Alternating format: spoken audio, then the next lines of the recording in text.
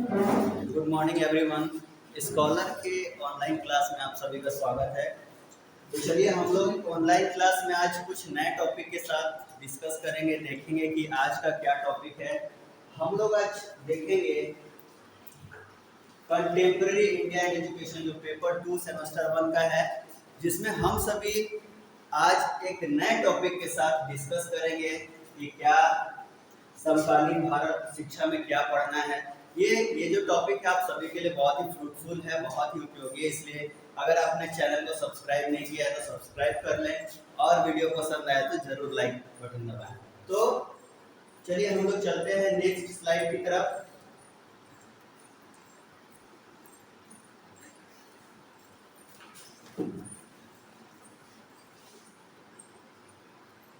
हाँ, तो हमारा जो टॉपिक है वो है नेशनल नॉलेज कमीशन।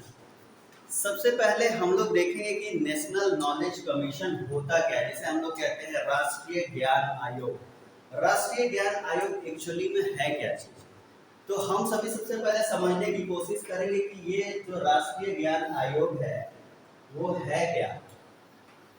राष्ट्रीय ज्ञान आयोग, जैसा कि नाम से पता चल रहा है, राष्ट्रीय ज्ञान आयोग, इट मीन्स दैट ये एक आयोग है, ये एक उच्च स्तरीय सलाहकार समिति है जो प्रधानमंत्री को विभिन्न मुद्दों पे सलाह देती है। अब प्रश्न यह उठता है कि ये आयोग, ये सरकार कार्य कैसे करती है। तो सरकार जो है, जैसा कि हम सभी जानते हैं कि सरकार जो गवर्नमेंट के 3 ऑर्गन होते हैं। कौन कौन से ऑर्गन होते हैं? Legislature, executive and judiciary. जैसे हम लोग देखेंगे कि सरकार किस तरह से फंक्शन करती है। हमें आयोग को समझने से पहले ये समझना पड़ेगा कि कोई भी सरकार, कोई भी गवर्नमेंट कैसे चलती है। ठीक है, तो सरकार जो भी गवर्नमेंट है वो चलती कैसे है। तो सबसे पहले हम लोग देखते हैं लेजिस्लेचर। लेजिस्लेचर क्या होता है? लेजिस्लेचर का मतलब क्या हुआ? विधायिका। लेजिस्लेचर मीन्स विधायिका। विधायिका का कार्य क्या होता है? जैसे कि हम लोग देखते हैं कि अभी चुनाव का सत्र चल रहा है, तो चुनाव में क्या होता है कि इलेक्शन होता है। इलेक्शन में जो पब्लिक रिप्रेजेंटेटिव होते हैं वो चुन करके जाते हैं लोकसभा में, विधानसभा में। अभी लोकसभा इलेक्शन का टाइम है, तो लोकसभा में जो जो विभिन्न कॉन्स्टिट्यूएंसी है, जो भारत का विभिन्न कॉन्स्टिट्यूएंसी है, वहां से पब्लिक रिप्रेजेंटेटिव आते हैं और वो क्या करते हैं, वो गवर्नमेंट का डिसीजन लेते हैं। जैसा कि हम सभी जानते हैं कि जो इंडिया है वो कैसा कंट्री है? लोकतांत्रिक देश है। इंडिया कैसा देश है? लोकतांत्रिक देश है। लोकतांत्रिक करने का मतलब क्या होता है? यहाँ पे कौन शासन करेगा? यहाँ पे शासन वही करेगा जो पब्लिक रिप्रेजेंटेटिव होगा। इट मीन्स दैट कि यहाँ पे जनता का शासन चलता है, जनता के द्वारा ही शासन किया जाता है। पब्लिक रिप्रेजेंटेटिव यहाँ पे रूल करते हैं। तो पब्लिक रिप्रेजेंटेटिव इतने में कैसे सेलेक्ट होते हैं? उसके लिए एक जो चुनाव होता है, चुनाव एक प्रक्रिया है। जो जो इंडिपेंडेंट इलेक्शन कमीशन है वो एक इंडिपेंडेंट बॉडी है, उसके द्वारा इलेक्शन होता है। इलेक्शन होने के बाद फिर क्या होता है, जो विभिन्न जगहों से, विभिन्न क्षेत्र से जो चुन करके प्रतिनिधि आते हैं वो संसद में बैठते हैं। संसद में बैठते हैं और संसद में बैठने के बाद उनका क्या होता है? लेजिस्लेचर मीन्स विधायिका। वो क्या करते हैं? कानून बनाते हैं। विधायिका का कार्य क्या होता है? कानून बनाना। इट मीन्स जो भी सरकार डिसीजन लेगा या लोकहित में, जनहित में जो भी डिसीजन लिया जाएगा वो किसके द्वारा लिया जाएगा? लेजिस्लेचर के द्वारा। इट मीन्स विधायिका के द्वारा। ठीक है, उसके बाद डिसीजन तो ले लिया गया। डिसीजन लेने के बाद उसका इम्प्लीमेंटेशन कैसे होगा? उसका इम्प्लीमेंटेशन कैसे होगा? इम्प्लीमेंटेशन के लिए कौन है? एग्जीक्यूटिव है। लेजिस्लेचर, एग्जीक्यूटिव एंड उसके बाद कौन है? जुडिशियरी। ठीक है, तो गवर्नमेंट किस तरह से चलता है? इसके 3 ऑर्गन्स हैं। ये 3 ऑर्गन जो है legislature, executive and judiciary. Legislature कानून बनाता है, कोई भी नियम बनाता है, कोई भी जनहित का कार्य या लोकहित का जो भी स्कीम होता है या योजनाएं होती है, वो योजनाएं यहाँ पे बनती है, यहाँ पे उसका बनाया जाता है पब्लिक रिप्रेजेंटेटिव के द्वारा। उसके बाद जो एग्जीक्यूटिव होते हैं, एग्जीक्यूटिव में कौन कौन होते हैं? वो मंत्री भी होते हैं, और एग्जीक्यूटिव में होते हैं कौन? ब्यूरोक्रेट्स। ब्यूरोक्रेट्स कौन होते हैं? जैसे IAS, IPS, जो उच्च स्तरीय जो प्रधानमंत्री को विभिन्न, हम देखेंगे जो हम लोग जो आयोग देख रहे हैं, वो कहीं ना कहीं इससे कनेक्टेड है, क्योंकि इसमें जो होते हैं वो ब्यूरोक्रेट्स होते हैं, जो उच्च स्तरीय सलाहकार समिति जो प्रधानमंत्री को विभिन्न मुद्दों पे सलाह देते हैं। प्रधानमंत्री चूंकि कि कोई भी एक सिंगल बॉडी, कोई भी एक सिंगल व्यक्ति के द्वारा इतने बड़े देश का या राज्य का या संस्था का संचालन नहीं हो सकता। उसके लिए विभिन्न ऑर्गन्स होते हैं जो जो उसको फंक्शनिंग करने में उसको मदद करते हैं। तो इसी प्रकार से सरकार को चलाने के लिए विभिन्न आयोगों का गठन किया जाता है। उसी में से एक हमारा आयोग क्या है? National knowledge commission. तो इस प्रकार से हम लोग नेशनल नॉलेज कमीशन के बारे में आज देखेंगे। ये नेशनल नॉलेज कमीशन करती क्या है, क्या कार्य है इसका, किस प्रकार से कार्य करती है, किन क्षेत्रों में कार्य करती है। इट मीन्स दैट कि नेशनल आयोग का जो है राष्ट्रीय ज्ञान आयोग का कार्य क्षेत्र क्या है, राष्ट्रीय ज्ञान आयोग की जो कार्य करने की शैली कैसी है, उसके जो ऑर्गन्स हैं वो कैसे हैं, कौन कौन से हैं। तो उसके लिए हम लोग जो है नेक्स्ट स्लाइड की तरफ बढ़ते हैं। देखिए ये इसका संगठन है,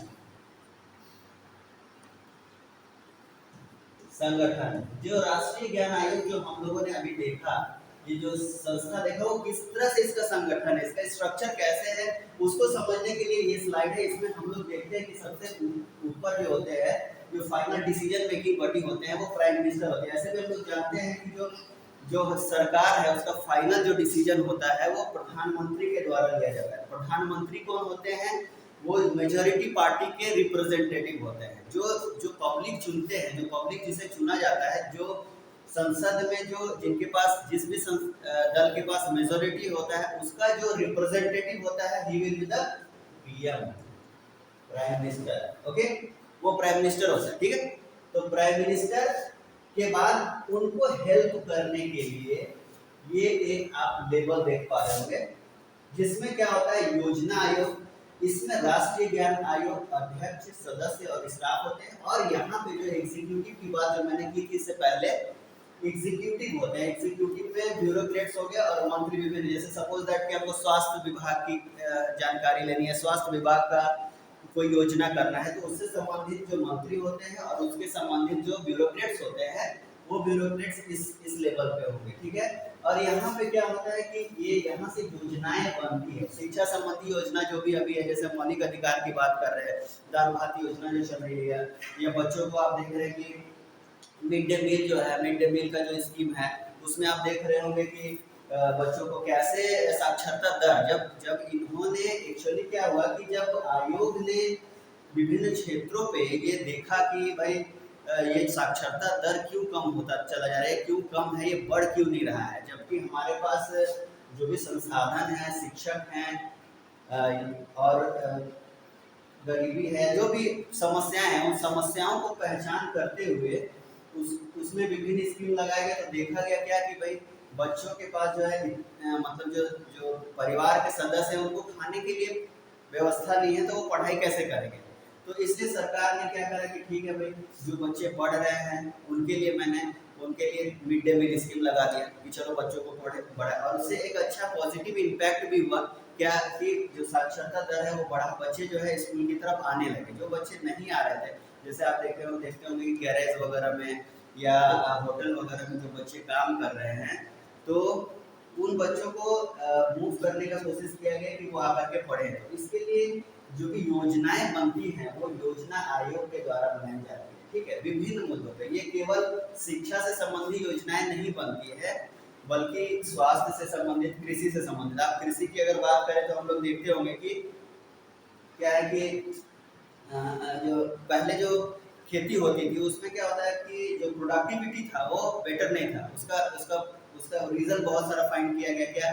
प्रॉपर इरिगेशन नहीं होना था, पेस्टिसाइड्स नहीं होते थे, जो अच्छे किस्म के जो बीज होते थे वो नहीं दिया जाता था। तो उसके लिए आयोग ने तरह तरह की योजनाएं बनाई, कृषि अनुसंधान केंद्र बनाए गए, कृषि पदाधिकारी नियुक्त किए गए जो विभिन्न मुद्दों को उनको कृषि संबंधित जानकारी देते हैं। वैसे ही शिक्षा संबंधित जानकारी या शिक्षा से संबंधित जो भी रिक्रूटमेंट है, जो भी नियुक्तियां है, या शिक्षा से संबंधित या साक्षरता से संबंधित, जो बच्चे पढ़ नहीं रहे हैं कैसे पढ़ेंगे, ये इन सभी मुद्दों पे योजना आयोग जो है वो क्या करती है, योजनाएं बनाती है। उस योजना को ये भेजती है कहाँ पे? राष्ट्रीय ज्ञान आयोग में।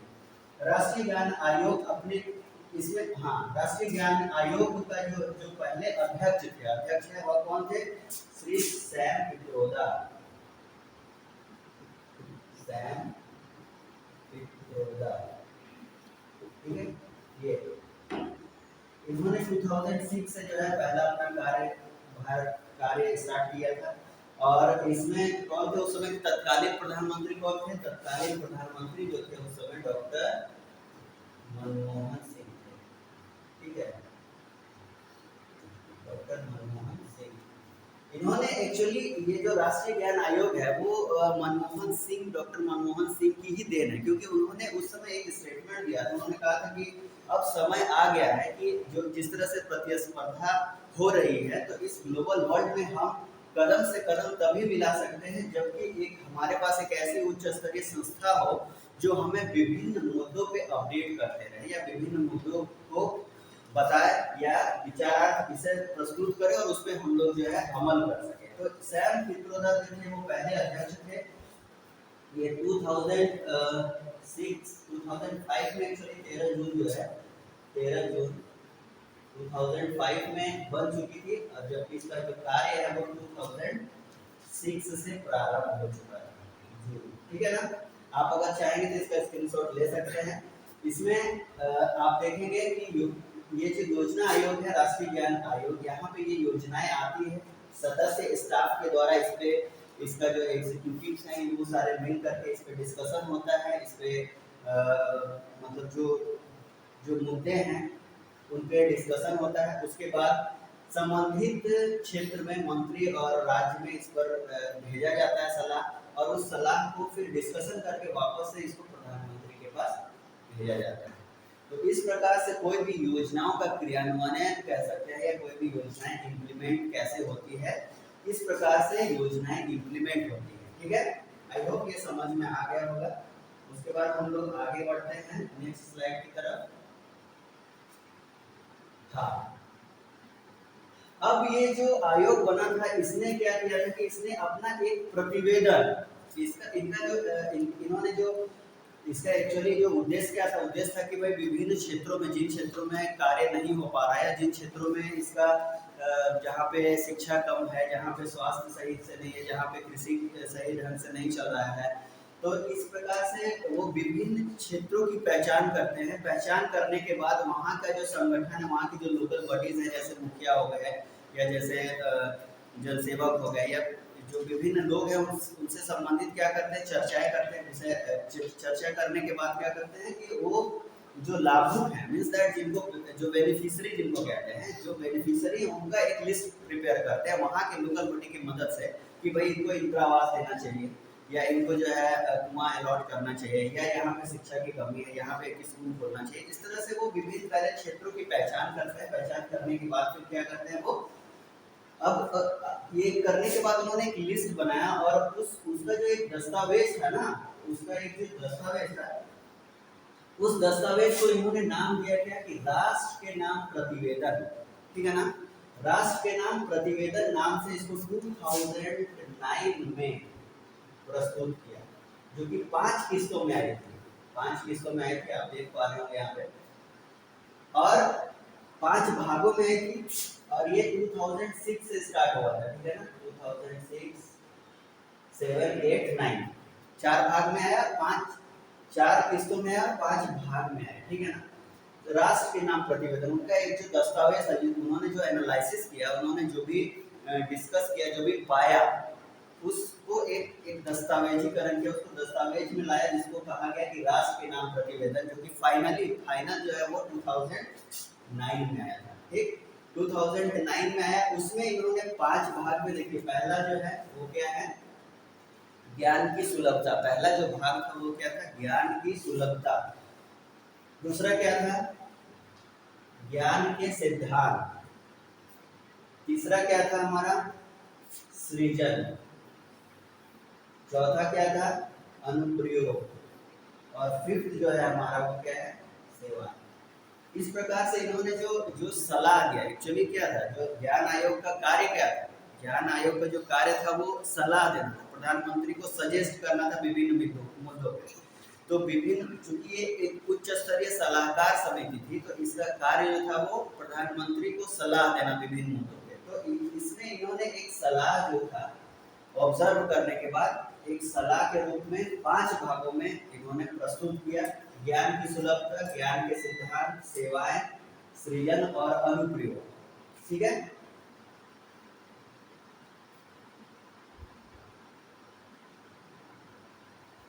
अब देखिए ज्ञान की सुलभता के अंतर्गत क्या क्या चीजें थी। ज्ञान की सुलभता, जैसा कि टाइटल से ही पता चल रहा है कि ज्ञान किस प्रकार से सुलभ हो। जैसे कहने का मतलब ज्ञान है, बट बच्चों के पास, जो इंटीरियर इलाके में बच्चे रह रहे हैं, जो गांव के बच्चे रह रहे हैं, उनके पास जो है ज्ञान अवेलेबल नहीं है, उपलब्ध नहीं हो पा रहा है। उनके पास स्कूल नहीं है, उनके पास शिक्षक नहीं है, उनके पास कॉपी किताबें नहीं है। तो किस प्रकार से हम लोग ज्ञान को ऐसा इजीली अवेलेबल करें कि वो हर क्षेत्र में हर जगह तक पहुंच पाए। तो इसलिए इन्होंने शिक्षा का अधिकार, तो शिक्षा के अधिकार अधिनियम के तहत आप जान रहे हो कि 14 ईयर्स के बच्चों को मुफ्त की शिक्षा अवेलेबल कराना ये सरकार का दायित्व बना।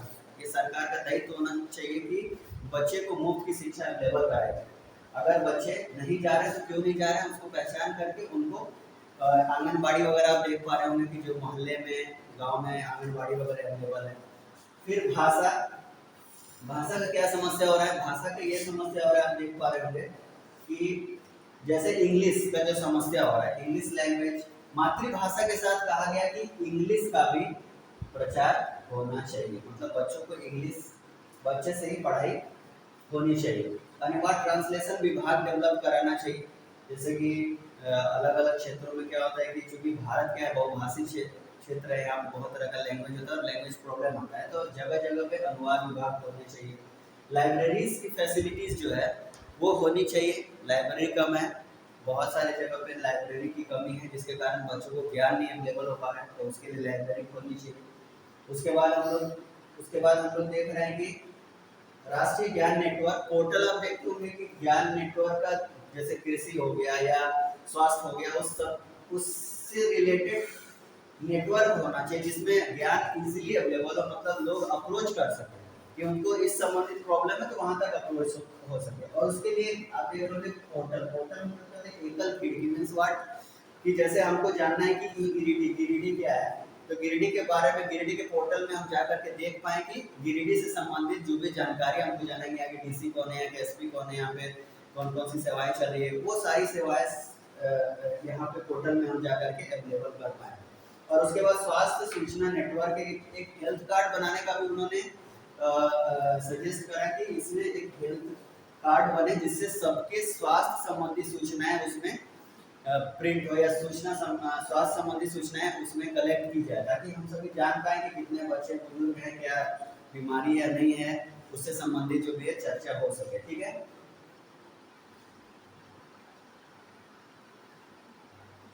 तो इस प्रकार से आज हम लोगों ने इतना देखा है, और इसके बाद जो भी टॉपिक्स हैं, चूंकि लेंदी टॉपिक है, एक क्लास में इसको करना पॉसिबल नहीं है, तो हम लोग फिर जो है इसको नेक्स्ट क्लास में देखेंगे। तब तक आप लोग इसको रिवीजन करके रखेंगे। Okay then, have a good day.